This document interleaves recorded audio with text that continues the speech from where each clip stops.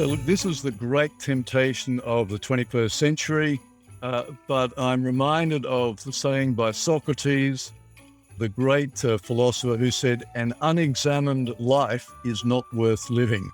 I met this person who's 25 years old, and they were boasting that as a 25-year-old, they had been to 25 countries. And I'm thinking, hold on a second. If you've been to 25 countries and you've spent such a short amount of time in each of them, what have you actually learned? How have you actually grown in that experience? And I found that deeply troubling. And then I remember this really amazing conversation with this woman who was 104 years old. Like this lady, this woman was sparking. She was like challenging me. Conversation was brilliant. And she was bemoaning her 80-year-old daughter for being a stick in the mud, someone who really was unadventurous and so on. And it really brought home to me the lesson that, you know, you can have lots of experiences, and really, if you haven't thought about it, you haven't reflected on it, if I haven't said, how do I change and become a better person as a result of that, all this experience is nothing. It's like a totem. It's like something that really doesn't have the deep significance.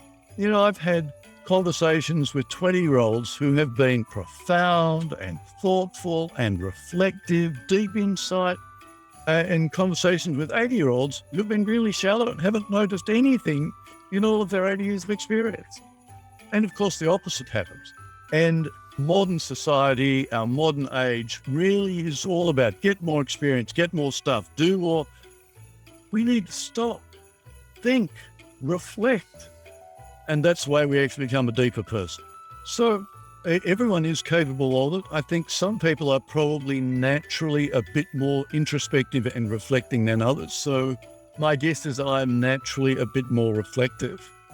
But it is something that one can grow and develop, recognizing particular characteristics and saying, well, this is a characteristic that I'm a bit light on. I need to develop that. So I tend to be, for instance, not only a bit introspective, but a bit introverted. And yet all of my jobs have required me to be quite extrovert. You know, in politics, you have to speak to large numbers of people. You have to interact at a high frequency and so on. So I had to develop some of those skills. So you can learn these things where you recognize the need for them. And so this lesson number 2 is about recognizing the need and importance of reflection, not just, and that was a great expression you used, collecting experiences as badges. That's a disaster.